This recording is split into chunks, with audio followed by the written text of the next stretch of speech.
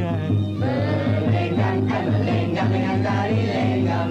Kalau baik hati nanti aku sayang. Hari ini kita akan belajar berkaitan dengan Hang Tuah Laksmana Terbilang. Hang Tuah merupakan Laksmana Terbilang pada zaman Kesultanan Melayu Melaka. Ketokohan Hang Tuah menyebabkan Sultan Melaka melantiknya sebagai Laksmana Melaka. Kisah hidup Hang Tuah banyak diceritakan di dalam karya Hikayat Hang Tuah dan Sulalatus Salatin. Riwayat hidup Hang Tuah. Menurut rekod sejarah, Laksmana Hang Tuah dilahirkan di kampung Sungai Duyung, Melaka. Bapanya bernama Hang Mahmud dan ibunya bernama Dang Merduwati. Bapanya pernah menjadi hulu balang istana yang handal suatu ketika dahulu, manakala ibunya merupakan keturunan dayang di istana.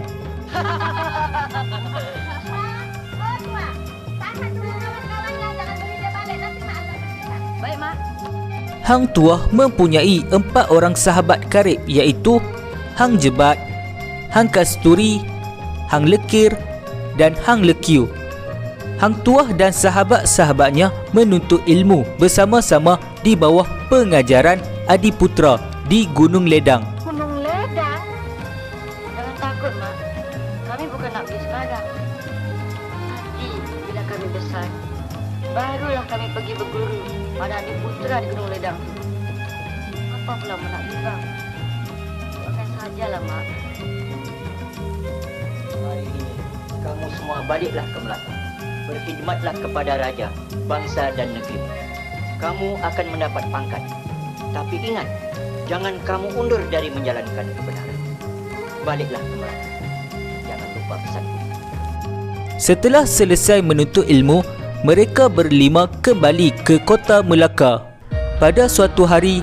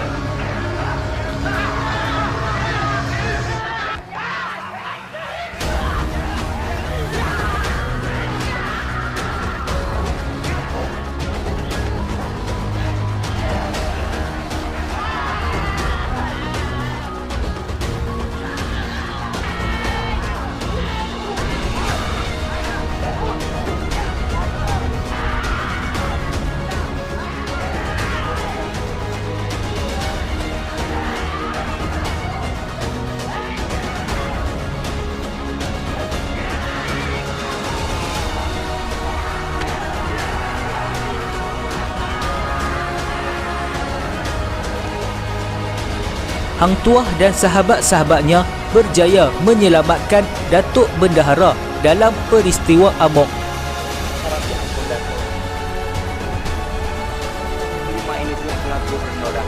Melalui peristiwa tersebut, Bendahara telah mencadangkan Hang Tuah dilantik sebagai Laksmana Melaka, manakala 4 orang sahabatnya pula dilantik menjadi hulu balang Melaka. Hang Tuah, beta nampak kau seorang yang gagah berani.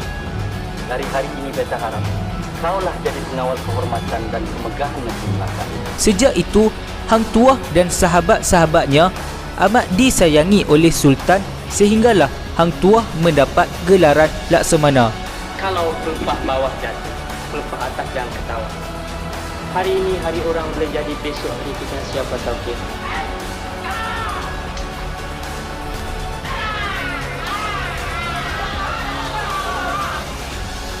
Hang Tuah telah menjalankan tugas sebagai Laksmana dengan penuh dedikasi.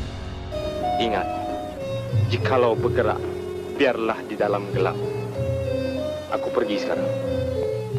Dalam satu kisah diceritakan tentang Hang Tuah menghadap Maharaja Cina ketika menjadi utusan rasmi Kerajaan Melaka. Hang Tuah telah berjaya melihat wajah Maharaja Cina yang tidak boleh ditatap oleh sesiapa pun semasa mengetuai rombongan menghantar utusan Melaka ke negara China.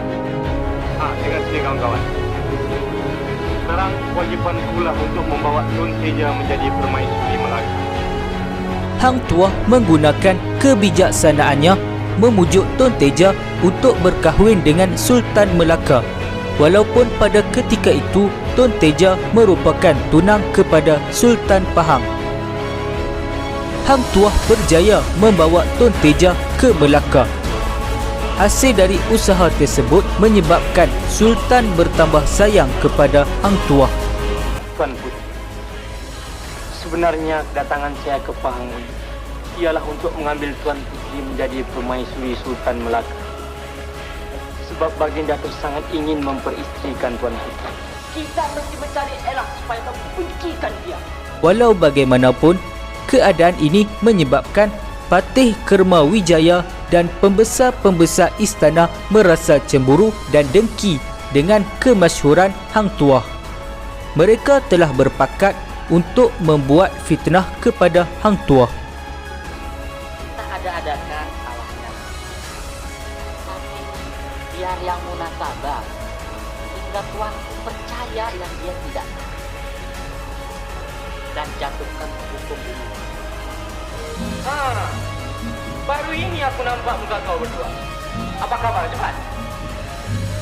Kabar buruk. Hang Tuah telah difitnah sehingga menyebabkan Sultan murka dan dijatuhi hukuman bunuh oleh Sultan Melaka.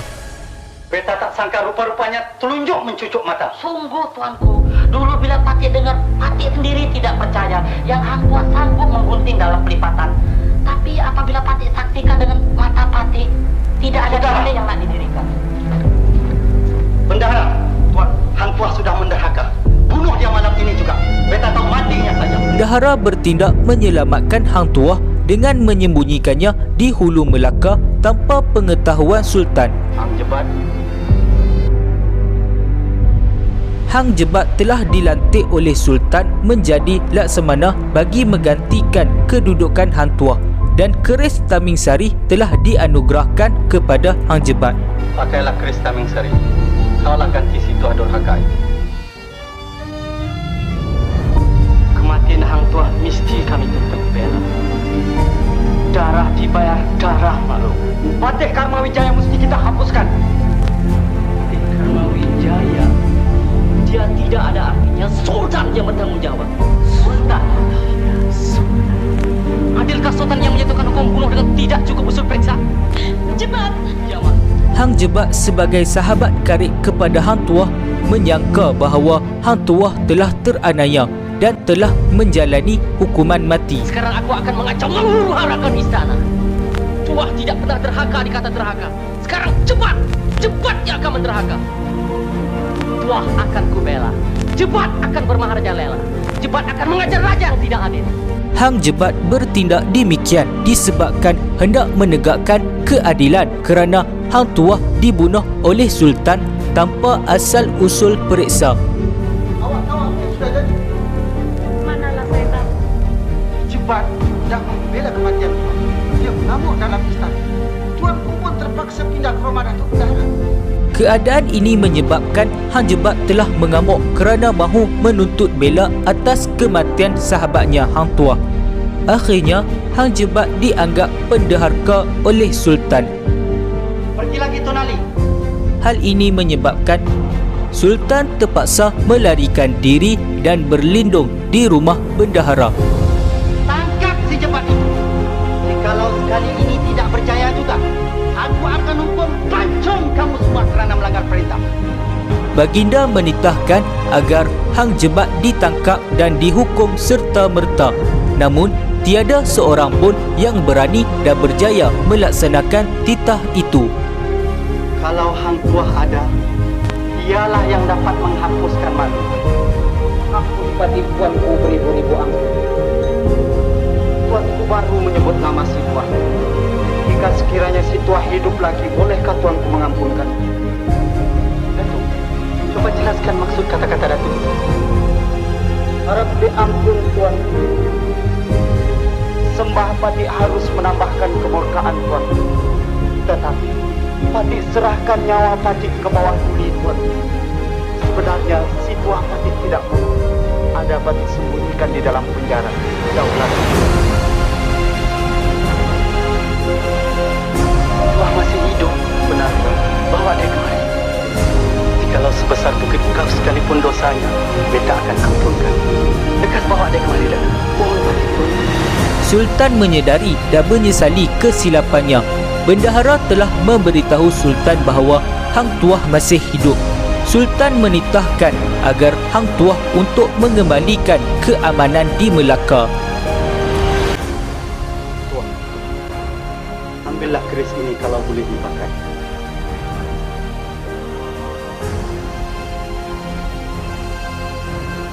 Keris itu keris pusaka turun-menurun daripada padukaan marhum Buka Sultan. Ampun Tuan. Patik boleh menggunakan keris ini, tapi cuma untuk mempertahankan diri. Dengan keris ini, jangan dikatakan membunuh si Jebat. Melukakannya pun belum tentu lagi.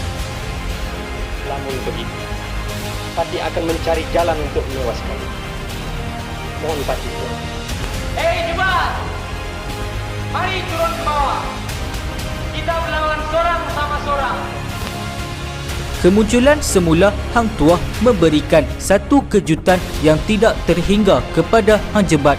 Hang Jebat terperanjat kerana tidak menyangka sama sekali bahawa Hang Tuah masih hidup. Pada fikirannya, Hang Tuah telah dibunuh bendahara atas titah Sultan. Aku masih hidup. Aku cuma disembunyikan oleh Datuk Bendahara. Sekarang, aku dititahkan oleh Budi yang dipertuan untuk membuang kau kemari. Kerana kaulah aku berbuat ini semua, Tuan. Pada pikiran aku kau sudah mati. Kalaulah aku tahu kau masih hidup, demi Allah dan Rasul, tidak akan aku berbuat demikian, Tuan. Baiklah Tuan, kau naiklah sekarang. Hang Jebat tidak menyangka Hang Tuah beria-ia benar hendak membunuhnya. Namun, sebagai pahlawan, Hang Jebat tidak mudah menyerah kalah sebelum berjuang.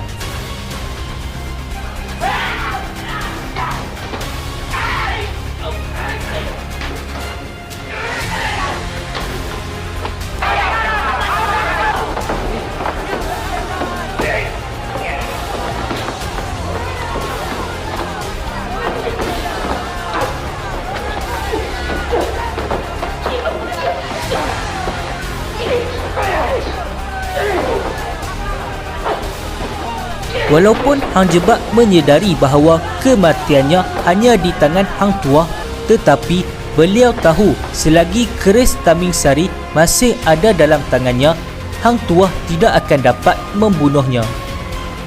Tuan, dalam firasat, selagi keris Taming Sari ini ada di tangan, kau takkan dapat membunuh aku. Jauhlah kau dari pintu. Biar aku keluar mengamuk, membunuh segala pengkhianat-pengkhianat itu, Tuan. Kau adalah sebagai saudara kita. Tapi maksudmu itu tak dapatlah aku membenarkan. Aku terpaksa menjalani titah Tuan untuk membuang kau juga.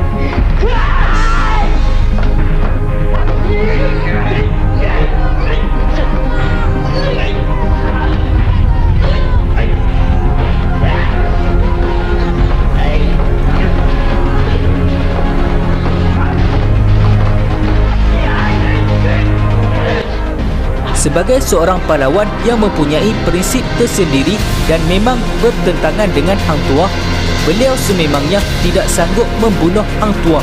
Oleh yang demikian, beliau rela mati di tangan orang yang dianggap sebagai saudara kandungannya. Nampaknya sungguh-sungguh benar kau nak membunuh aku. Nah, ambil ini. Apa yang kau bimbangkan lagi, Tuan? Aku rela mati di tangan kau. Beri keris kau itu padaku. Ya. Mari kita bertikam buat penghabisan bagi patah sayap bertungkat baru. Namun gunung kudaki juga.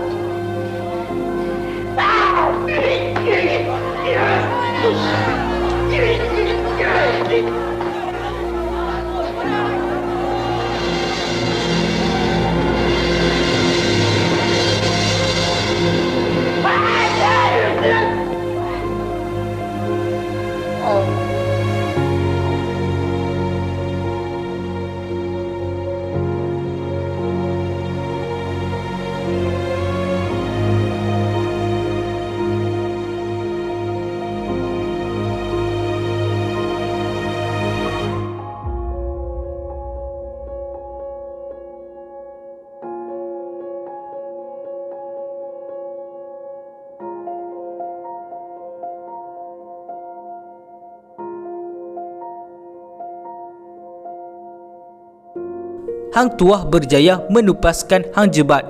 Hang Tuah dilantik semula sebagai Laksmana Melaka. Hai orang besar-besar dan rakyat Melaka sekalian.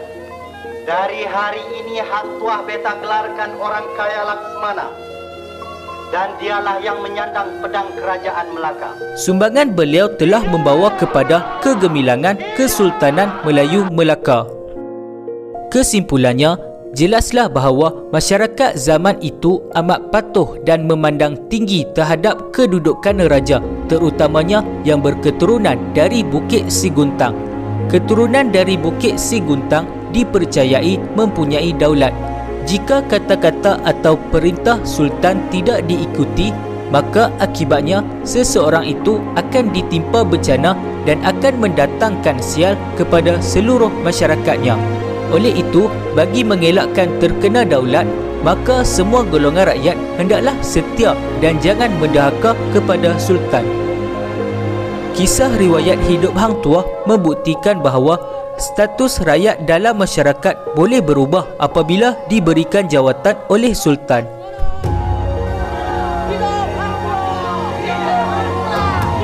Kasih Hang Tuah kepada Hang Jebat tetap wujud walaupun beliau sendiri yang menikam Hang Jebat.